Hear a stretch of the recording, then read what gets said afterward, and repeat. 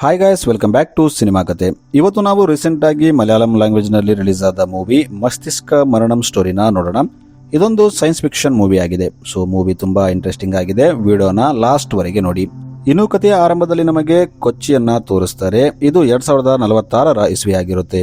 ಇಲ್ಲಿ ಈಗ ಟೆಕ್ನಾಲಜಿ ತುಂಬಾ ಡೆವಲಪ್ ಆಗಿರುತ್ತೆ. ಈಗ ಕೊಚ್ಚಿ ಹೆಸರು ನಿಯೋ ಕೊಚ್ಚಿ ಅಂತ ಇಟ್ಟಿರ್ತಾರೆ.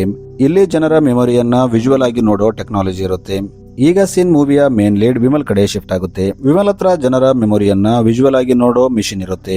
ಈತ ಇದನ್ನ ಬ್ಲಾಕ್ ಮಾರ್ಕೆಟ್ ನಲ್ಲಿ ತಗೊಂಡಿರ್ತಾನೆ. ಈಗ ಆತ ಒಬ್ಬ ಸೋಲ್ಜರ್ ನ ಮೆಮೊರಿಯನ್ನ ತಗೊಂಡು ಅದನ್ನ ನೋಡ್ತಾನೆ. ಈ ಮಿಷಿನ್ ಅಲ್ಲಿ ಮೆಮೊರಿಯನ್ನ ಹಾಕಿದಾಗ ನಾವು ಅದೇ ವ್ಯಕ್ತಿಯ ಪಾಯಿಂಟ್ ಆಫ್ ವ್ಯೂ ಕಡೆಯಿಂದ ಅವನ ಮೆಮೊರಿಯನ್ನ ನೋಡಬಹುದಾಗಿರುತ್ತೆ. ಈ ಸೋಲ್ಜರ್ ಯುದ್ಧ ಮಾಡುವಾಗ ಬುಲೆಟ್ ಬಿದ್ದು ಸತ್ತೋಗಿರ್ತಾನೆ. ಸೊ ವಿಮಲ್ ಇದೇ ರೀತಿ ಬೇರೆ ಬೇರೆಯವರ ಮೆಮೊರಿಗಳನ್ನ ಖರೀದಿ ಮಾಡಿ ಅವರ ಮೆಮೊರಿಗಳನ್ನ ನೋಡ್ತಿರ್ತಾನೆ. ಏಕೆಂದ್ರೆ ಅವನಿಗೆ ಪದೇ ಪದೇ ತನ್ನ ಮಗಳೇ ನೆನಪಾಗ್ತಿರುತ್ತೆ. ಏಕೆಂದ್ರೆ ಕೆಲವು ವರ್ಷಗಳ ಹಿಂದೆ ಆಕೆ ಮಗಳು ಒಂದು ಡಿಸೀಸ್ ಬಂದು ಸತ್ತೋಗಿರ್ತಾಳೆ. ವಿಮಲ್ ಆಕೆನ ತುಂಬಾ ಜೀವ ಮಾಡ್ತಿರ್ತಾನೆ. ಇನ್ನು ವಿಮಲ್ ಹೆಂಡತಿ ಆನಂದಿ ವಿಮಲ್ ಮಗಳು ಸತ್ತ ಮೇಲೆ ಅವನಿಗೆ ಡೈವರ್ಸ್ ಕೊಟ್ಟು ಬೇರೆ ವ್ಯಕ್ತಿ ಜೊತೆ ಡೇಟಿಂಗ್ ಮಾಡ್ತಿರ್ತಾಳೆ. ಈಕೆ ತನ್ನ ಮಗಳ ಮೆಮೊರಿಯನ್ನ ತನ್ನ ಬ್ರೈನ್ ಇಂದ ಇರೇಸ್ ಮಾಡಿರ್ತಾಳೆ. ಈಗ ಆಕೆ ಆಲ್ಫಾ ಅನ್ನೋ ವ್ಯಕ್ತಿ ಜೊತೆ ತಿರುಗಾಡ್ತಿರ್ತಾಳೆ. ಆದ್ರೆ ವಿಮಲ್ ಮಾತ್ರ ತನ್ನ ಮಗಳ ಮೆಮೊರಿಯನ್ನ ಇರೇಸ್ ಮಾಡ್ತಿರಲ್ಲ. ಆಕೆ ನೆನಪಲ್ಲೇ ಅವನು ಬದುಕ್ತಿರ್ತಾನೆ. ಆಗಾಗ ಅವನು ತನ್ನ ಎಕ್ಸ್ ವೈಫ್ ನ ಬೀಟ್ ಆಗ್ತಿರ್ತಾನೆ. ಅವನು ತನ್ನ ಎಕ್ಸ್ ವೈಫ್ ಗೆ ನಾನು ನನ್ನ ಮಗಳನ್ನ ಮರೆಯೋಕೆ ಆಗ್ತಿಲ್ಲ, ನನಗೆ ತುಂಬಾ ದುಃಖ ಆಗ್ತಿದೆ ಅಂತ ಹೇಳ್ತಾನೆ. ಆಗ ಆನಂದಿ ನೀನು ಕೂಡ ನನ್ನಂಗೆ ಆಕೆ ಮೆಮೊರಿಯನ್ನ ಇರೇಸ್ ಮಾಡ್ಕೊಂಡು ಆರಾಮಾಗಿ ಬದುಕು ಅಂತ ಹೇಳ್ತಾಳೆ. ಆದ್ರೆ ವಿಮಲ್ ಮಾತ್ರ ಇಲ್ಲ, ನನಗೆ ಆಕೆ ಮೆಮೊರಿಯನ್ನ ಇರೇಸ್ ಮಾಡೋಕೆ ಆಗಲ್ಲ, ನನಗೆ ನಿನ್ನಷ್ಟು ಧೈರ್ಯ ಇಲ್ಲ ಅಂತ ಹೇಳ್ತಾನೆ. ಮತ್ತು ಇವರು ಮಾತಾಡ್ತಾ ನನ್ನ ಹತ್ರ ಒಂದು ಮಿಷಿನ್ ಇದೆ, ನಾನು ಇದರಿಂದ ಜನರ ಮೆಮೊರಿಯನ್ನ ನೋಡ್ತಾ ಇದ್ದೀನಿ ಅಂತ ಹೇಳ್ತಾನೆ. ಇದನ್ನ ಕೇಳಿ ಆನಂದಿ ನಾವಿಬ್ರು ಮದುವೆಯಲ್ಲಿದ್ದಾಗ ನೀನು ಫರೀದಾ ಅನ್ನೋ ಆಕ್ಟರ್ ಬಗ್ಗೆ ತುಂಬಾ ಮಾತಾಡ್ತಿದ್ದೆ, ಆಕೆಗೆ ನೀನು ದೊಡ್ಡ ಫ್ಯಾನ್ ಆಗಿದ್ದೆ. ನನಗೆ ರೀಸೆಂಟ್ ಆಗಿ ಗೊತ್ತಾಗಿದ್ದು ಏನಂದ್ರೆ ಆಕೆ ಮೆಮೊರಿ ಒಬ್ಬ ವ್ಯಕ್ತಿ ಹತ್ರ ಇದೆ ಅಂತ ಹೇಳ್ತಾಳೆ. ನಿನಗೆ ಗೊತ್ತಿರುವಂತೆ ಬಡವರು ಮತ್ತು ದುಡ್ಡಿನ ಅವಶ್ಯಕತೆ ಇರುವವರು ತಮ್ಮ ಮೆಮೊರಿಯನ್ನ ಮಾರ್ಕೋತಾರೆ. ಆದ್ರೆ ಫರೀದಾ ಅದನ್ನ ಮಾರ್ಕೊಂಡಿಲ್ಲ. ಅದು ಸೈಮನ್ ಅನ್ನೋ ವ್ಯಕ್ತಿ ಹತ್ರ ಇತ್ತು. ಜನರು ಹೇಳೋರ ಪ್ರಕಾರ ಸೈಮನ್ ಮತ್ತು ಫರೀದಾ ರಿಲೇಶನ್ಶಿಪ್ ನಲ್ಲಿದ್ರು. ಸೈಮನ್ ಅದನ್ನ ಮೋಹನ್ ಅನ್ನೋ ವ್ಯಕ್ತಿಗೆ ಮಾರಿದ್ದಾನೆ. ಇನ್ನು ಆ ಮೆಮೊರಿ ಮೋಹನ್ ಹತ್ರ ಇದೆ. ನಿನಗೂ ಮೋಹನ್ ಗೊತ್ತು. ನೀನು ಆ ಮೋಹನ್ ಇಂದ ಫರೀದಾ ಮೆಮೊರಿಯನ್ನ ತಗೊಂಡು ಅದನ್ನ ಎಕ್ಸ್ಪೀರಿಯನ್ಸ್ ಮಾಡು, ಇದರಿಂದ ನಿನಗೆ ರಿಲ್ಯಾಕ್ಸ್ ಆಗಬಹುದು ಅಂತ ಹೇಳ್ತಾಳೆ. ಈಗ ಮಾರನೇ ವಿಮಲ್ ಅದೇ ಮೋಹನ್ ಹತ್ರ ಹೋಗ್ತಾನೆ. ಮೋಹನ್ ಒಬ್ಬ ಕರಾಟೆ ಮಾಸ್ಟರ್ ಆಗಿರ್ತಾನೆ. ಇದೇ ಮೋಹನ್ ಹತ್ರ ವಿಮಲ್ ಕೂಡ ಕರಾಟೆ ಕಲಿತಿರ್ತಾನೆ. ವಿಮಲ್ ಮೋಹನ್ಗೆ ನಾನು ಕೇಳಿರೋ ಪ್ರಕಾರ ನಿನ್ನ ಹತ್ರ ಫರೀದಾ ಮೆಮೊರಿ ಇದೆ ಅಂತ ಹೇಳ್ತಾನೆ. ಆಗ ಆತ ಫರೀದಾ ಅಲ್ಲ ಸಿಮೋನ್ ಮೆಮೊರಿ ಅಂತ ಹೇಳ್ತಾನೆ. ನಾನು ಕೂಡ ಆ ಮೆಮೊರಿಯನ್ನ ನೋಡಿದ್ದೀನಿ, ಸಿಮೋನ್ ಫರೀದಾ ಜೊತೆ ಇದ್ದ, ಅವನು ತುಂಬಾ ಲಕ್ಕಿ ಅಂತ ಹೇಳ್ತಾನೆ. ಇದನ್ನ ಕೇಳಿ ವಿಮಲ್ ಆ ಮೆಮೊರಿಯನ್ನ ನನಗೆ ಕೊಡ್ತೀಯಾ ಅಂತ ಕೇಳ್ತಾನೆ. ಆಗ ಮೋಹನ್ ಆಯ್ತು ಅಂತ ಅದನ್ನ ವಿಮಲ್ಗೆ ಕೊಡ್ತಾನೆ.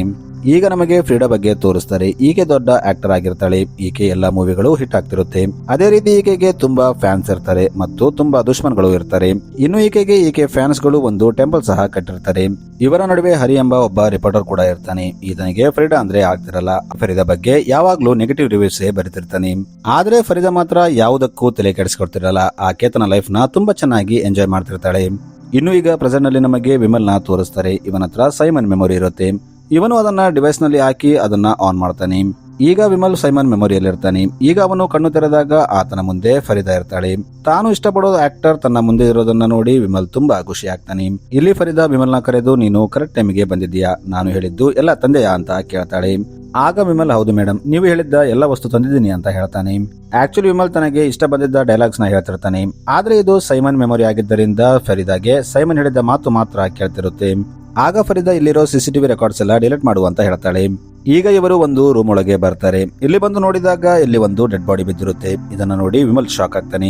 ಅವನು ಫರೀದಾಗೆ ಮೇಡಮ್ ಇವನನ್ನ ನೀವೇ ಕೊಂದ್ರ ಅಂತ ಕೇಳ್ತಾನೆ. ಆಗ ಫರೀದಾ ಸಿಮೋನ್ಗೆ ನೀನು ನನ್ನ ದೊಡ್ಡ ಫ್ಯಾನ್ ಅಲ್ಲ, ಈ ಬಾಡಿನ ಡಿಸ್ಪೋಸ್ ಮಾಡೋಕೆ ನನಗೆ ಹೆಲ್ಪ್ ಮಾಡು ಅಂತ ಹೇಳ್ತಾಳೆ. ಈಗ ಬೇರೆ ಆಪ್ಷನ್ ಇಲ್ಲದೆ ವಿಮಲ್ ಆ ಬಾಡಿನ ಡಿಸ್ಪೋಸ್ ಮಾಡೋಕೆ ಫರೀದಾಗೆ ಹೆಲ್ಪ್ ಮಾಡ್ತಾನೆ. ಇವರು ಈಗ ಹೋಟೆಲ್ ರೂಮ್ ಅಲ್ಲಿ ಬೆಂಕಿ ಹಚ್ಚಿ ಆ ಬಾಡಿನ ತಗೊಂಡು ಹೊರಗೆ ಬರ್ತಾರೆ. ಇವರು ಈಗ ಅದನ್ನ ಕಾರ್ ಡಿಕ್ಕಿಯಲ್ಲಿ ಹಾಕಿ ಅಲ್ಲಿಂದ ಹೋಗ್ತಿರ್ತಾರೆ. ಈಗ ಅಲ್ಲಿ ಅದೇ ರಿಪೋರ್ಟರ್ ಹರಿ ಬರ್ತಾನೆ. ಈತ ಹೋಟೆಲ್ ರೂಮ್ ಅಲ್ಲಿ ಬೆಂಕಿ ಹಚ್ಕೊಂಡಿರೋದನ್ನ ನೋಡಿ ಅದನ್ನ ರಿಪೋರ್ಟ್ ಮಾಡೋಕೆ ಬಂದಿರ್ತಾನೆ. ಇವನು ಅಲ್ಲಿಂದ ಹೋಗ್ತಿದ್ದಾಗ ಫರೀದಾ ಮತ್ತು ಸಿಮೋನ್ ನೋಡ್ತಾನೆ. ಈತ ಇವರಿಗೆ ಲಿಫ್ಟ್ ಕೇಳ್ತಾನೆ. ಈಗ ಇವನಿಗೆ ಲಿಫ್ಟ್ ಕೊಡ್ಲಿಲ್ಲ ಅಂದ್ರೆ ತನ್ನ ಬಗ್ಗೆ ನೆಗೆಟಿವ್ ಆಗಿ ಬರೀತಾನೆ ಅಂತ ಫರೀದಾ ಅವನಿಗೆ ಲಿಫ್ಟ್ ಕೊಡ್ತಾಳೆ. ಆದ್ರೆ ಹರಿ ದಾರಿಯಲ್ಲಿ ಸುಮ್ಮನಿರದೆ ತುಂಬಾ ಮಾತಾಡ್ತಿರ್ತಾನೆ. ಫರೀದಾ ಮೊದಲೇ ಟೆನ್ಷನ್ ಇರ್ತಾಳೆ. ಇದರಿಂದ ಆಕೆಗೆ ಕೋಪ ಬಂದು ಆಕೆ ಹರಿನ ದಾರಿಯಲ್ಲಿ ಇಳಿಸ್ಬಿಡ್ತಾಳೆ. ಇಲ್ಲಿ ಜೋರಾಗಿ ಮಳೆ ಬರ್ತಿರುತ್ತೆ. ಹರಿ ಕೆಳಗಿಳಿದು ನೋಡಿದಾಗ ಅವನ ಕೈಗೆ ರಕ್ತ ಅಂಟ್ಕೊಂಡಿರುತ್ತೆ. ಇದನ್ನ ನೋಡಿ ಹರಿಗೆ ಫರೀದಾ ಮತ್ತು ಸಿಮೋನ್ ಏನೋ ಮುಚ್ಚಿಡ್ತಿದ್ದಾರೆ ಅಂತ ಅರ್ಥವಾಗುತ್ತೆ. ಅವನು ಒಂದು ಆಟೋದಲ್ಲಿ ಅವರನ್ನ ಫಾಲೋ ಮಾಡ್ತಾನೆ. ಈಗ ಫರೀದಾ ಮತ್ತು ಸೈಮನ್ ಸ್ವಲ್ಪ ದೂರ ಬಂದಾಗ ಫರೀದಾ ಒಂದು ಕಡೆ ಕಾರ್ನ ಸ್ಟಾಪ್ ಮಾಡ್ತಾಳೆ ಮತ್ತು ಸೈಮನ್ಗೆ ಕೆಳಗಿಳಿದು ಒಂದು ಗುಣಿ ತೋಡುವಂತೆ ಹೇಳ್ತಾಳೆ.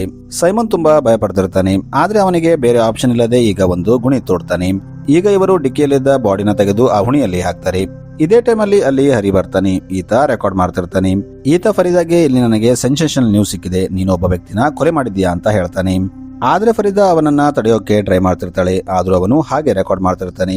ಆಗ ಫರೀದಾ ಕೋಪದಲ್ಲಿ ಒಂದು ಕಟ್ಟಿಗೆ ತಗೊಂಡು ಅವನ ತಲೆಗೆ ಹೊಡಿತಾಳೆ. ಹರಿ ಕೂಡ ಅಲ್ಲೇ ಸತ್ತೋಗ್ತಾನೆ. ಈಗ ಆಕೆ ಅದೇ ಗುಣಿಯಲ್ಲಿ ಹರಿ ಡೆಡ್ ಬಾಡಿನ ಹಾಕಿ ಮುಚ್ಚಿಬಿಡ್ತಾಳೆ. ಇದನ್ನ ನೋಡಿ ವಿಮಲ್ಗೆ ಶಾಕ್ ಆಗುತ್ತೆ. ಅವನು ಫರೀದಾಗೆ ನೀನು ಎರಡೆರಡು ಮರ್ಡರ್ ಮಾಡಿದ್ಯಾ ಅಂತ ಹೇಳ್ತಾನೆ. ಆಗ ಅದೇ ಟೈಮಲ್ಲಿ ಫರೀದಾ ಸೈಮನ್ ಮೇಲೆ ಕೂಡ ಅಟ್ಯಾಕ್ ಮಾಡ್ತಾಳೆ. ಇದನ್ನ ನೋಡಿ ವಿಮಲ್ ಶಾಕ್ ಆಗ್ತಾನೆ. ಅವನು ತಕ್ಷಣ ತನ್ನ ತಲೆಗೆ ಹಾಕೊಂಡಿದ್ದ ಡಿವೈಸ್ ನ ತೆಗಿತಾನೆ. ಆಕ್ಚುಲಿ ಬೇರೆ ಜನ ಯಾರೆಲ್ಲ ಸೈಮನ್ ಮೆಮೊರಿಯನ್ನ ನೋಡಿದ್ದಾರೋ ಅವರು ಫರೀದಾ ಮತ್ತು ಸೈಮನ್ ಗುಡ್ ಮೂಮೆಂಟ್ಸ್ ನ ಮಾತ್ರ ನೋಡಿರ್ತಾರೆ.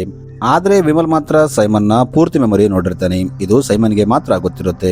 ಇನ್ನೊಂದು ಕಡೆ ಸೋಷಿಯಲ್ ಮೀಡಿಯಾದಲ್ಲಿ ಸೈಮನ್ ಮೆಮೊರಿ ಬಗ್ಗೆ ಮಾತಾಡ್ತಿರ್ತಾರೆ ಮತ್ತು ಆ ಮೆಮೊರಿಯಲ್ಲಿ ಫರೀದಾ ಮತ್ತು ಸೈಮನ್ ಏನೇನ್ ಮಾಡ್ತಿದ್ದಾರೆ ಅಂತ ಹೇಳ್ತಿರ್ತಾರೆ. ಈಗ ಇದು ಫರೀದಾಗೂ ಗೊತ್ತಾಗುತ್ತೆ.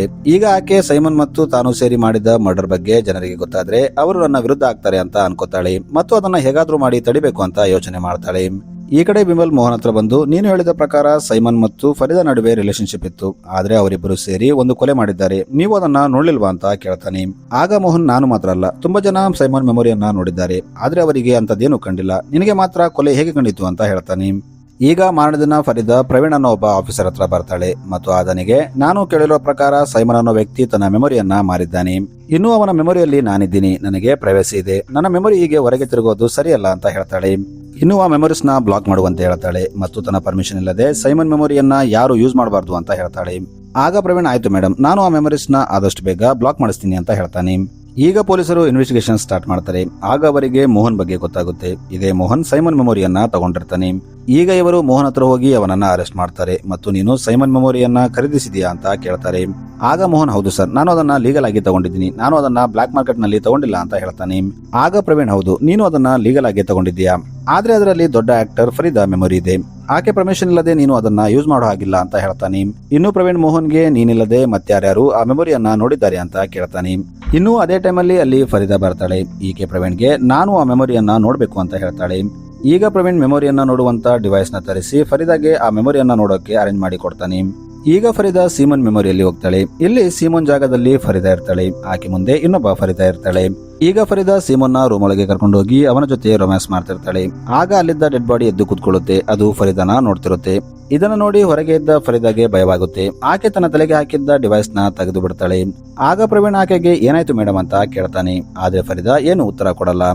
ಈಗ ಪ್ರವೀಣ್ ಮತ್ತೆ ಮೋಹನ್ ನ ಎನ್ಕ್ವೈರಿ ಮಾಡ್ತಾನೆ ಮತ್ತು ಯಾರೆಲ್ಲ ಆ ಮೆಮೊರಿಯನ್ನ ನೋಡಿದ್ದಾರೆ ಅಂತ ಕೇಳ್ತಾನೆ. ಆಗ ಮೋಹನ್ ಒಂದೊಂದಾಗಿ ಯಾರೆಲ್ಲ ಆ ಮೆಮೊರಿಯನ್ನ ನೋಡಿದ್ದಾನೋ ಅವರ ಹೆಸರನ್ನ ಹೇಳ್ತಾನೆ. ಈ ಹೆಸರಲ್ಲಿ ವಿಮಲ್ ಕೂಡ ಇರ್ತಾನೆ. ಈಗ ಪೊಲೀಸರು ವಿಮಲ್ ಮನೆಗೆ ಅವನನ್ನ ಅರೆಸ್ಟ್ ಮಾಡೋಕೆ ಬರ್ತಾರೆ. ಈ ಟೈಮಲ್ಲಿ ವಿಮಲ್ ಬೇರೆ ಒಂದು ಮೆಮೊರಿಯನ್ನ ನೋಡ್ತಿರ್ತಾನೆ. ಆಗ ಪೊಲೀಸರು ಅವನನ್ನ ಅರೆಸ್ಟ್ ಮಾಡ್ಕೊಂಡು ಜೈಲಿಗೆ ಕರ್ಕೊಂಡು ಹೋಗ್ತಾರೆ. ಇವರು ಇಲ್ಲಿ ತುಂಬಾ ಜನರನ್ನ ಅರೆಸ್ಟ್ ಮಾಡಿರ್ತಾರೆ. ಇವರನ್ನೆಲ್ಲ ಒಂದು ಸೆಲ್ ಅಲ್ಲಿ ಇಟ್ಟಿರ್ತಾರೆ. ಎಲ್ಲರೂ ಸೇಮ್ ಸ್ಟೋರಿ ಹೇಳ್ತಿರ್ತಾರೆ. ಎಲ್ಲರೂ ತಾವು ಫರೀದಾ ಜೊತೆ ರೊಮ್ಯಾನ್ಸ್ ಮಾಡಿದ್ವಿ, ಒಳ್ಳೆ ಟೈಮ್ ಸ್ಪೆಂಡ್ ಮಾಡಿದ್ವಿ ಅಂತ ಹೇಳ್ತಾರೆ. ಎಲ್ಲರ ಸ್ಟೇಟ್ಮೆಂಟ್ ಸೇಮ್ ಇರುತ್ತೆ. ಆದ್ರೆ ವಿಮಲ್ ಸ್ಟೇಟ್ಮೆಂಟ್ ಮಾತ್ರ ಸ್ವಲ್ಪ ಚೇಂಜ್ ಇರುತ್ತೆ.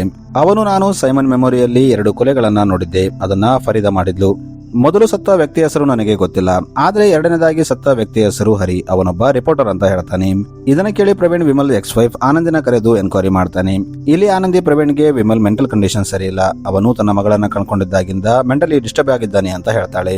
ಆದ್ರೆ ಅವನು ಹೇಳ್ತಿರೋದು ನಿಜ ಕೂಡ ಆಗಿರ್ಬೋದು ಅಂತ ಹೇಳ್ತಾಳೆ. ಈಗ ಪ್ರವೀಣ್ ವಿಮಲ್ ಹೇಳ್ತಿರೋದು ನಿಜನಾ ಅಥವಾ ಸುಳ್ಳು ಅಂತ ತಿಳ್ಕೊಳ್ಳೋಕೆ ಅವನ ಬ್ರೈನ್ ಗೆ ಒಂದು ಡಿವೈಸ್ ನ ಕನೆಕ್ಟ್ ಮಾಡ್ತಾನೆ. ಈಗ ಇವರಿಗೆ ವಿಮಲ್ ಹೇಳ್ತಿರೋದು ನಿಜ ಅಂತ ಗೊತ್ತಾಗುತ್ತೆ. ಆಗ ಪ್ರವೀಣ್ ಶಾಕ್ ಆಗ್ತಾನೆ. ಏಕೆಂದ್ರೆ ಬೇರೆಯವರಿಗೆ ಎಲ್ಲ ಸೇಮ್ ವಿಜಸ್ ಕಂಡಿದ್ವು, ಆದ್ರೆ ವಿಮಲ್ಗೆ ಮಾತ್ರ ಆ ಕೊಲೆ ಹೇಗೆ ಕಂಡಿತು ಅಂತ ಯೋಚನೆ ಮಾಡ್ತಾನೆ. ಇನ್ನು ಅವನಿಗೆ ಹರಿಯನ್ನು ರಿಪೋರ್ಟರ್ ತುಂಬಾ ದಿನದಿಂದ ಮಿಸ್ ಆಗಿದ್ದಾನೆ ಅಂತ ಗೊತ್ತಾಗುತ್ತೆ. ಇದರ ಅರ್ಥ ವಿಮಲ್ ನಿಜ ಹೇಳ್ತಿದ್ದಾನೆ ಅನ್ನೋ ಅಂತ ಅನ್ಕೋತಾನೆ. ಇನ್ನೊಂದು ಕಡೆ ಫರೀದಾಗೆ ತನ್ನ ಅಸಿಸ್ಟೆಂಟ್ ನಿಂದ ಎಲ್ಲಾ ವಿಷಯ ಗೊತ್ತಾಗ್ತಿರುತ್ತೆ. ಆಕೆ ವಿಮಲ್ಗೆ ಮಾತ್ರ ಬೇರೆ ವಿಜನ್ಸ್ ಹೇಗೆ ಕಂಡಿದ್ವು ಅಂತ ಯೋಚನೆ ಮಾಡ್ತಾಳೆ. ಈ ಕಡೆ ಪ್ರವೀಣ್ಗೆ ಒಂದು ಐಡಿಯಾ ಬರುತ್ತೆ. ಅವನು ನಮಗೆ ಸೈಮನ್ ಹೇಗಿರ್ತಾನೆ ಅಂತ ಗೊತ್ತಿಲ್ಲ, ನಮಗೆ ಸೈಮನ್ ಹೇಗಿರ್ತಾನೆ ಅಂತ ಗೊತ್ತಾದ್ರೆ ಈ ಕೇಸ್ ನ ಈಸಿಯಾಗಿ ಸಾಲ್ವ್ ಮಾಡಬಹುದು ಅಂತ ಅನ್ಕೋತಾನೆ. ಅವನು ವಿಮಲ್ ಹತ್ರ ಹೋಗಿ ನೀನು ಮತ್ತೆ ಸೈಮನ್ ಮೆಮೊರಿ ಒಳಗೆ ಹೋಗು, ಅಲ್ಲಿ ಕನ್ನಡಿಯ ಮೂಲಕ ಸೈಮನ್ ಮುಖವನ್ನ ನೋಡು, ಅವನ ಮುಖ ನಮಗೆ ಗೊತ್ತಾದ್ರೆ ನಾವು ಅವನನ್ನ ಈಸಿಯಾಗಿ ಹಿಡಿಬಹುದು ಅಂತ ಹೇಳ್ತಾನೆ. ಈಗ ಇವರು ಮತ್ತೆ ಡಿವೈಸ್ ನ ರೆಡಿ ಮಾಡಿ ಸೈಮನ್ ಮೆಮೊರಿ ಒಳಗೆ ವಿಮಲ್ ನ ಕಳಿಸ್ತಾರೆ. ಈಗ ವಿಮಲ್ ಸೈಮನ್ ಮೆಮೊರಿ ಒಳಗೆ ಹೋಗ್ತಾರೆ. ಮತ್ತೆ ಅದೇ ಹೋಟೆಲ್ ನಲ್ಲಿ ಫರೀದಾ ಮತ್ತು ಸೈಮನ್ ಇರ್ತಾರೆ. ಫರೀದಾ ಸೈಮನ್ ನ ತನ್ನ ರೂಮ್ ಒಳಗೆ ಕರೆದಿರ್ತಾಳೆ. ಆಗ ವಿಮಲ್ ಆಕೆ ಹಿಂದೆ ಹೋಗ್ತಾ ಒಂದು ಕನ್ನಡಿಯಲ್ಲಿ ಸೈಮನ್ ಮುಖವನ್ನ ನೋಡ್ತಾನೆ. ಈ ಕಡೆ ಹೊರಗೆ ಸೋಷಿಯಲ್ ಮೀಡಿಯಾದಲ್ಲಿ ಫರೀದಾ ನಿಜವಾಗ್ಲೂ 2 ಕೊಲೆಗಳನ್ನ ಮಾಡಿದ್ದಾನ ಅಂತ ಡಿಸ್ಕಸ್ ನಡೀತಿರುತ್ತೆ. ಆಗ ಫರೀದಾ ತನ್ನ ಅಸಿಸ್ಟೆಂಟ್ ಗೆ ಆ ಸತ್ತ ವ್ಯಕ್ತಿ ಹೆಸರು ಕ್ಲಿಂಟ್, ಅವನೊಬ್ಬ ಪ್ರೊಡಕ್ಷನ್ ಡಿಸೈನರ್ ಆಗಿದ್ದ, ಬೈ ಮಿಸ್ಟೇಕ್ಲಿ ನನ್ನ ಕೈಯಿಂದ ಕ್ಲಿಂಟ್ ಮರ್ಡರ್ ಆಯ್ತು. ಆಗ ನಾನು ಅವನ ಬಾಡಿನ ಡಿಸ್ಪೋಸ್ ಮಾಡೋಕೆ ಸೈಮನ್ ನ ಕರೆದಿದ್ದೆ. ಸೈಮನ್ ನನ್ನ ದೊಡ್ಡ ಫ್ಯಾನ್ ಆಗಿದ್ದ. ಅವನು ಅಲ್ಲಿ ಬಂದಾಗ ನಾನು ಮತ್ತು ಅವನು ಸೇರಿ ಕ್ಲೆಂಟ್ ಬಾಡಿನ ಒಂದು ಗುಣಿಯಲ್ಲಿ ಹೂತಾಗಿದ್ವಿ. ಆಗ ಅಲ್ಲಿ ಹರಿ ಬಂದಿದ್ದ. ಆಗ ಅವನನ್ನ ಕೂಡ ನಾನು ಸಾಯಿಸಿ ಆ ಗುಣಿಯಲ್ಲಿ ಹಾಕ್ಬಿಟ್ಟೆ. ಈಗ ಸೈಮನ್ಗೆ ಎಲ್ಲ ಗೊತ್ತಾಗಿದ್ದರಿಂದ ಅವನಿಂದ ನನಗೆ ಫ್ಯೂಚರ್ ನಲ್ಲಿ ಏನಾದ್ರೂ ಪ್ರಾಬ್ಲಮ್ ಆಗ್ಬೋದು ಅಂತ ಅವನ ತಲೆಗೂ ಗಟ್ಟಿಯಾಗಿ ಹೊಡೆದು ಅಲ್ಲಿಂದ ಬಂದ್ಬಿಟ್ಟೆ. ಈಗ ನೋಡಿದ್ರೆ ಅವನು ತನ್ನ ಮೆಮೊರಿಯನ್ನ ಮಾಡಿ ನನಗೆ ಪ್ರಾಬ್ಲಮ್ ಕ್ರಿಯೇಟ್ ಮಾಡಿದ್ದಾನೆ ಅಂತ ಹೇಳ್ತಾಳೆ. ಈಗ ವಿಮಲ್ ಸೈಮನ್ ಮೆಮೊರಿಯಿಂದ ಹೊರಗೆ ಬಂದಿರ್ತಾನೆ. ಈಗ ಪೊಲೀಸ್ ಡೇಟಾಬೇಸ್ ಅಲ್ಲಿದ್ದ ಕೆಲವು ಫೋಟೋಸ್ ನ ಅವನಿಗೆ ತೋರಿಸ್ತಾರೆ ಮತ್ತು ಅದರಲ್ಲಿ ಸೈಮನ್ ನ ಕಂಡುಹಿಡಿಯುವಂತೆ ಹೇಳ್ತಾರೆ. ಈಗ ಇವರು ಸೈಮನ್ ಮುಖವನ್ನ ಒಂದು 3D ಮಾಡೆಲ್ ನಲ್ಲಿ ರೆಡಿ ಮಾಡ್ತಾರೆ. ಪೊಲೀಸರು ಸೈಮನ್ ನ ಹುಡುಕೋ ಕಾರ್ಯದಲ್ಲಿ ತೊಡಗ್ತಾರೆ. ಸೈಮನ್ ರಿಯಲ್ ಹೆಸರು ಸೀಜೋ ಆಗಿರುತ್ತೆ. ಈ ಕಡೆ ಫ್ರೀಡಾ ತನ್ನ ಅಸಿಸ್ಟೆಂಟ್ ಗೆ ವಿಮಲ್ ಮತ್ತು ಸಾಜಿ ಬದುಕಿದ್ರೆ ನಮಗೆ ಪ್ರಾಬ್ಲಮ್, ಯಾಕಂದ್ರೆ ಅವರಿಗೆ ನಮ್ಮ ಬಗ್ಗೆ ಎಲ್ಲ ಗೊತ್ತಾಗಿದೆ, ಅದಕ್ಕೆ ಅವರನ್ನ ಮುಗಿಸ್ಬೇಕು ಅಂತ ಹೇಳ್ತಾಳೆ. ಈಗ ಇವರು ಒಂದು ಕಾಂಟ್ರಾಕ್ಟ್ ಕಿಲ್ಲರ್ ಗೆ ಅವರನ್ನ ಮುಗಿಸೋ ಕೆಲಸ ಕೊಡ್ತಾರೆ. ಈಗ ಆ ಕಾಂಟ್ರಾಕ್ಟ್ ಕಿಲ್ಲರ್ ವಿಮಲ್ ನ ಕೊಲ್ಲೋಕೆ ಅವನ ಮನೆಗೆ ಹೋಗ್ತಾನೆ. ಇವನು ವಿಮಲ್ ಮೇಲೆ ಅಟ್ಯಾಕ್ ಮಾಡ್ತಿದ್ದಾಗ ಅಲ್ಲಿ ಸಾಜಿ ಬರ್ತಾನೆ. ಇವನು ವಿಮಲ್ ಜೊತೆ ಮಾತಾಡೋಕೆ ಬಂದಿರ್ತಾನೆ. ಇಲ್ಲಿ ಕಾಂಟ್ರಾಕ್ಟ್ ಕಿಲ್ಲರ್ ಅವರಿಬ್ಬರನ್ನ ನೋಡಿ ಒಂದೇ ಜಾಗದಲ್ಲಿ ಇಬ್ಬರು ಸಿಕ್ಕಿದ್ದಾರೆ, ಇವರಿಬ್ಬರನ್ನ ಕೊಂದ್ಬಿಡ್ಬೇಕು ಅಂತ ಅನ್ಕೋತಾನೆ. ಈ ಕಿಲ್ಲರ್ ಹೆಡ್ ತುಂಬಾ ಶಾರ್ಟ್ ಆಗಿರುತ್ತೆ, ಆದ್ರೆ ಅವನು ತುಂಬಾ ಆಕ್ಟಿವ್ ಆಗಿರ್ತಾನೆ. ಇವನು ಇವರಿಬ್ಬರ ಮೇಲೆ ಅಟ್ಯಾಕ್ ಮಾಡ್ತಾನೆ. ಇವರು ಫೈಟ್ ಮಾಡ್ತಿದ್ದಾಗ ಪ್ರವೀಣ್ ಅಲ್ಲಿ ತನ್ನ ಟೀಮ್ ಜೊತೆ ಬರ್ತಾನೆ. ಈತ ಕಿಲ್ಲರ್ ನ ಅರೆಸ್ಟ್ ಮಾಡ್ತಾನೆ ಮತ್ತು ಸೀಜನ ಕೂಡ ತನ್ನ ಕಸ್ಟಡಿಯಲ್ಲಿ ತಗೋತಾನೆ. ಪ್ರವೀಣ್ ಕಿಲ್ಲರ್ಗೆ ನಿನಗೆ ಕಾಂಟ್ಯಾಕ್ಟ್ ಕೊಟ್ಟಿದ್ದು ಯಾರು ಅಂತ ಕೇಳ್ತಾನೆ. ಆದ್ರೆ ಆತ ಫರೀದಾ ಹೆಸರು ತಗೊಳಲ್ಲ. ಆದ್ರೂ ಪ್ರವೀಣ್ಗೆ ಈ ಕಿಲ್ಲರ್ ನ ಕಳಿಸಿದ್ದು ಫರೀದಾ ಅಂತ ಡೌಟ್ ಇರುತ್ತೆ. ಅದಕ್ಕೆ ಅವನು ಫರೀದಾ ಮತ್ತು ಅವನ ಅಸಿಸ್ಟೆಂಟ್ ನ ಅರೆಸ್ಟ್ ಮಾಡ್ತಾನೆ. ಇವರು ಪೊಲಿಟಿಷಿಯನ್ ಗೆ ಬಂದಾಗ ಫ್ರೀಡಾ ಅಸಿಸ್ಟೆಂಟ್ ಫ್ರೀಡಾಗೆ ನೀನು ಆ ಕಾಸ್ಟ್ಯೂಮ್ ಡೈರೆಕ್ಟರ್ ನ ಯಾಕೆ ಕೊಂದೆ ಅಂತ ಕೇಳ್ತಾನೆ. ಆದ್ರೆ ಫ್ರೀಡಾ ಮಾತ್ರ ಯಾವುದೇ ಉತ್ತರ ಕೊಡ್ತಿರಲ್ಲ. ಆಕೆ ಈ ಕೇಸಿಂದ ಹೇಗಾದ್ರೂ ಮಾಡಿ ಹೊರಗೆ ಬರಬೇಕಂತ ಯೋಚನೆ ಮಾಡ್ತಿರ್ತಾಳೆ. ಆಗ ಆಕೆಗೆ ಒಂದು ಪ್ಲಾನ್ ಬರುತ್ತೆ. ಆಕೆ ತನ್ನ ಅಸಿಸ್ಟೆಂಟ್ ನ ಕರೆದು ನಾವು ಒಂದು ಕೆಲಸ ಮಾಡೋಣ, ನಾನು ಕೋರ್ಟ್ಗೆ ಹೋದ್ರೆ ಎಲ್ಲಾ ಮೀಡಿಯಾದವರು ನನ್ನ ನ್ಯೂಸ್ ನ ಟೆಲಿಕಾಸ್ಟ್ ಮಾಡಿ ನನ್ನ ವಿಲನ್ ಅಂತ ಸಾಬೀತ್ ಮಾಡ್ತಾರೆ. ಅದಕ್ಕೆ ಬದಲಾಗಿ ನಾವು ಒಂದು ಮೀಡಿಯಾ ಹೌಸ್ ಜೊತೆ ಕಾಂಟ್ಯಾಕ್ಟ್ ಮಾಡ್ಕೊಳ್ಳೋಣ ಮತ್ತು ನನ್ನ ಜೊತೆ ಆಗ್ತಿರೋದನ್ನ ಪ್ರತಿಯೊಂದನ್ನ ಟೆಲಿಕಾಸ್ಟ್ ಮಾಡಿಸೋಣ ಮತ್ತು ಅವರು ನಾನು ಇನ್ನೋಸೆಂಟ್ ಅಂತ ತೋರಿಸಬೇಕು ಮತ್ತು ನಾನು ಮಾಡಿದ್ದೆ ಸರಿ ಅಂತ ಹೇಳಬೇಕು. ಇನ್ನು ನಾನು ಸ್ಯಾಡ್ ಆಗಿರೋ ವಿಡಿಯೋಸ್ ನ ರೆಕಾರ್ಡ್ ಮಾಡಿ ಅದಕ್ಕೆ ಸ್ಯಾಡ್ ಮ್ಯೂಸಿಕ್ ನ ಹಾಕಿ ಅವಾಗವಾಗ ಪ್ಲೇ ಮಾಡ್ತಿರ್ಬೇಕು. ಇದರಿಂದ ಜನ ನನ್ನ ಜೊತೆ ಸಿಂಪತಿಯನ್ನ ಹೊಂದ್ಕೋತಾರೆ. ಇನ್ನು ಆ ವಿಮಲ್ ನ ವಿಲನ್ ಆಗಿ ತೋರಿಸಬೇಕು ಅಂತ ಹೇಳ್ತಾಳೆ. ಈಗ ಆಕೆ ಒಂದು ಮೀಡಿಯಾ ಹೌಸ್ ಜೊತೆ ಕಾಂಟ್ಯಾಕ್ಟ್ ಮಾಡ್ಕೋತಾಳೆ. ಈಗ ಮಾರನೇ ದಿನ ಫ್ರೀಡಾ ಕೇಸ್ ಕೋರ್ಟ್ಗೆ ಬರುತ್ತೆ. ಇಲ್ಲಿ ಫ್ರೀಡಾ ಅಸಿಸ್ಟೆಂಟ್ ಲಾಯರ್ ಆಗಿ ಮಾತಾಡ್ತಾಳೆ ಮತ್ತು ಸೀಮನ್ ಮೆಮೊರಿಯನ್ನ ತುಂಬಾ ಜನ ನೋಡಿದ್ದಾರೆ, ಅವರಿಗೆ ಏನು ಕಂಡಿಲ್ಲ. ಆದ್ರೆ ವಿಮಲ್ಗೆ ಮಾತ್ರ ಫ್ರೀಡಾ 2 ಕೊಲೆಗಳನ್ನ ಮಾಡಿದ್ದಾಳೆ ಅಂತ ಕಂಡಿತ್ತು. ನಾವು ಎನ್ಕ್ವೈರಿ ಮಾಡಿದ ಪ್ರಕಾರ ವಿಮಲ್ ಮೆಂಟಲ್ ಕಂಡೀಷನ್ ಸರಿಯಿಲ್ಲ, ಅವನು ಡಿಪ್ರೆಷನ್ ಅಲ್ಲಿದ್ದಾನೆ. ಇಂಥ ಹುಚ್ಚ ವ್ಯಕ್ತಿಯ ಮಾತನ್ನ ಕೇಳಿ ಪೊಲೀಸರು ಫ್ರೀಡಾನ ಅರೆಸ್ಟ್ ಮಾಡಿದ್ದಾರೆ. ಇನ್ನು ಇಂಥ ವ್ಯಕ್ತಿಯ ಮಾತಿನ ಮೇಲೆ ಕೇಸನ್ನ ರನ್ ಮಾಡೋದು ಕೋರ್ಟ್ ಟೈಮ್ ವೇಸ್ಟ್ ಮಾಡದಂಗೆ ಅಂತ ಹೇಳ್ತಾಳೆ. ಇದನ್ನೆಲ್ಲ ಕೇಳಿ ಈಗ ವಿಮಲ್ ಲಾಯರ್ ಮಾತಾಡ್ತಾನೆ ಮತ್ತು ಜಡ್ಜ್ಗೆ, ಸರ್ ಪೊಲೀಸರ ಎನ್ಕ್ವೈರಿ ಪ್ರಕಾರ ಕ್ಲಿಂಟ್ ಮಿಸ್ ಆಗಿದ್ದಾನೆ ಮತ್ತು ಹರಿ ಕೂಡ ಮಿಸ್ಸಿಂಗ್ ನಲ್ಲಿದ್ದಾನೆ. ಅವರಿಬ್ಬರು ಏನಾದ್ರೂ ಎಲ್ಲಿ ಹೋದ್ರು ಅಂತ ಯಾರಿಗೂ ಗೊತ್ತಿಲ್ಲ. ಇನ್ನು ಮಿಸ್ ಆದ ಅವರಿಬ್ಬರು ಫ್ರೀಡಾ ಟಚ್ ನಲ್ಲಿದ್ರು ಅಂತ ಹೇಳ್ತಾನೆ. ಈಗ ಫ್ರೀಡಾ ಅಸಿಸ್ಟೆಂಟ್ ಮಾತಾಡ್ತಾ ವಿಮಲ್ ಮೆಂಟಲ್ ಕಂಡೀಷನ್ ಸರಿಯಿಲ್ಲ, ಅವನು ತನ್ನ ಮಗಳನ್ನ ಕಳ್ಕೊಂಡ ಮೇಲೆ ಡಿಪ್ರೆಷನ್ಗೆ ಹೋಗಿದ್ದ. ಈ ವಿಷಯ ನಮಗೆ ಅವನ ವೈಫೇ ಕನ್ಫರ್ಮ್ ಮಾಡಿದ್ದಾರೆ, ನೀವು ಬೇಕಾದ್ರೆ ಅವನ ವೈಫ್ ಸ್ಟೇಟ್ಮೆಂಟ್ ನ ತಗೋಬಹುದು ಅಂತ ಹೇಳ್ತಾಳೆ. ಈಗ ಅಲ್ಲೇ ಇದ್ದ ಮೀಡಿಯಾದವರು ಇದನ್ನೆಲ್ಲ ರೆಕಾರ್ಡ್ ಮಾಡ್ತಿರ್ತಾರೆ. ಅವರು ಎಸ್ಪೆಷಲಿ ಫ್ರೀಡಾ ಎಕ್ಸ್ಪ್ರೆಷನ್ ನ ರೆಕಾರ್ಡ್ ಮಾಡ್ತಿರ್ತಾರೆ. ಇನ್ನು ಅವರು ವಿಮಲ್ ಲಾಯರ್ ಹೇಳಿದ ಮಾತುಗಳನ್ನ ಕಟ್ ಮಾಡಿ ಕೇವಲ ಫ್ರೀಡಾ ಅಸಿಸ್ಟೆಂಟ್ ಮಾತಾಡಿದ ಮಾತುಗಳನ್ನ ಟೆಲಿಕಾಸ್ಟ್ ಮಾಡ್ತಿರ್ತಾರೆ. ಇದರಿಂದ ಜನರಲ್ಲೂ ಕೂಡ ಫ್ರೀಡಾ ಮೇಲೆ ಸಿಂಪತಿ ಬರ್ತಿರುತ್ತೆ. ಅವರು ಫ್ರೀಡಾನ ಹೀರೋ ತರ ನೋಡ್ತಿರ್ತಾರೆ. ಇನ್ನು ಆ ಪೊಲೀಸ್ ಆಫೀಸರ್ ಪ್ರವೀಣ್ ಮಾತಾಡ್ತಾ, ನಮ್ಮ ಟೀಮ್ ಎವಿಡೆನ್ಸ್ ಕಲೆಕ್ಟ್ ಮಾಡೋ ಕೆಲಸದಲ್ಲಿದೆ, ಆದಷ್ಟು ಬೇಗ ಫ್ರೀಡಾ ವಿರುದ್ಧ ನಮಗೆ ಎವಿಡೆನ್ಸ್ ಸಿಗುತ್ತೆ, ನಾವು ಅದನ್ನ ಕೋರ್ಟ್ ಅಲ್ಲಿ ಸಬ್ಮಿಟ್ ಮಾಡ್ತೀವಿ ಅಂತ ಹೇಳ್ತಾನೆ. ಇದಾದ ಮೇಲೆ ಆಕೆ ತನ್ನ ಅಸಿಸ್ಟೆಂಟ್ ಮತ್ತು ಮೀಡಿಯಾದವರನ್ನ ಕರೆದು, ಆ ಪೊಲೀಸ್ ಆಫೀಸರ್ ಕೊಡೋ ಎವಿಡೆನ್ಸ್ ಕೋರ್ಟ್ಗೆ ಬರಬಾರ್ದು, ಅಂತದೇನಾದ್ರೂ ಆದ್ರೆ ನಾನು ನಿಮ್ಮ ಮೀಡಿಯಾ ಜೊತೆ ಮಾಡಿದ ಕಾಂಟ್ರಾಕ್ಟ್ ನ ಕ್ಯಾನ್ಸಲ್ ಮಾಡ್ತೀನಿ ಅಂತ ಹೇಳ್ತಾಳೆ. ಇದನ್ನ ಕೇಳಿ ಮೀಡಿಯಾದವರು, ಮೇಡಮ್ ನೀವು ಚಿಂತೆ ಮಾಡಬೇಡಿ, ನಿಮ್ಮನ್ನ ಕಾಪಾಡೋಕೆ ನಾವು ಏನ್ ಬೇಕಾದ್ರೂ ಮಾಡ್ತೀವಿ ಅಂತ ಹೇಳ್ತಾರೆ.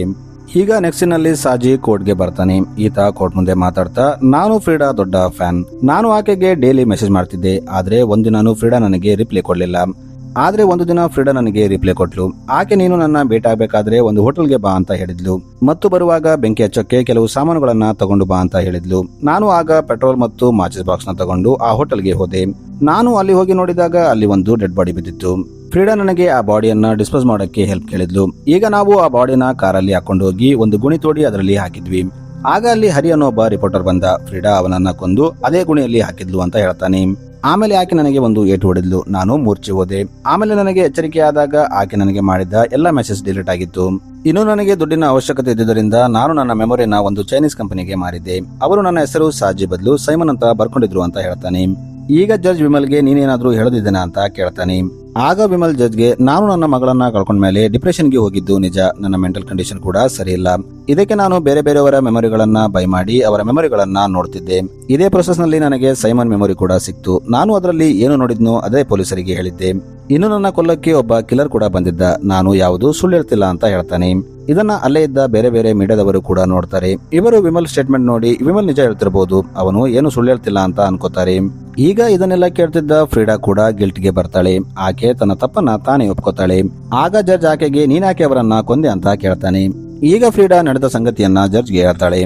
ಆಕ್ಚುಲಿ ಅವತ್ತು ಕ್ಲಿಂಟ್ ಫ್ರೀಡಾನ ಆಕ್ಟಿಂಗ್ ಆಗಿ ಕರೆದಿರ್ತಾನೆ. ಅವನು ಆಕೆ ಆಕ್ಟಿಂಗ್ ನೋಡ್ಬೇಕಂತ ಒಂದು ಹೋಟೆಲ್ ರೂಮ್ಗೆ ಕರೆದಿರ್ತಾನೆ. ಈಕೆ ಅಲ್ಲಿ ಆಕ್ಟಿಂಗ್ ಮಾಡಿ ಅವನಿಗೆ ತೋರಿಸಿದ್ದಾಗ ಅವನು ಆಕೆ ಜೊತೆ ಮಿಸ್ಬಿಹೇವ್ ಮಾಡ್ತಾನೆ. ಆಗ ಫ್ರೀಡಾ ಅಲ್ಲಿಂದ ಹೊರಗೆ ಹೋಗಕ್ಕೆ ಟ್ರೈ ಮಾಡ್ತಾಳೆ. ಆದ್ರೆ ಕ್ಲಿಂಟ್ ಆಕೆನ ಹೊರಗೆ ಹೋಗಕ್ಕೆ ಬಿಡ್ತಿರಲ್ಲ. ಅದೇ ಪ್ರೊಸೆಸ್ ನಲ್ಲಿ ಫ್ರೀಡಾ ತನ್ನನ್ನು ತಾನು ಕಾಪಾಡಿಕೊಳ್ಳುವಾಗ ಕ್ಲಿಂಟ್ ಸತ್ತೋಗಿರ್ತಾನೆ. ಅದಾದ್ಮೇಲೆ ಫ್ರೀಡಾ ತನ್ನ ಹೆಲ್ಪ್ಗಾಗಿ ಸೀಜೋನ ಕರೆದಿರ್ತಾಳೆ. ಹೀಗೆ ಫ್ರೀಡಾ ತಾನು ಮಾಡಿದನ್ನೆಲ್ಲ ಜಡ್ಜ್ ಮುಂದೆ ಹೇಳ್ತಾಳೆ. ಇನ್ನು ವಿಮಲ್ ಡಿವೈಸ್ ನಲ್ಲಿ ಗ್ಲಿಚ್ ಇದ್ದುದರಿಂದ ಅವನಿಗೆ ನಿಜ ಕಂಡಿರುತ್ತೆ. ಸೊ ಹೀಗೆ ಇಲ್ಲಿ ಮೂವಿ ಎಂಡ್ ಆಗುತ್ತೆ. Thanks for watching.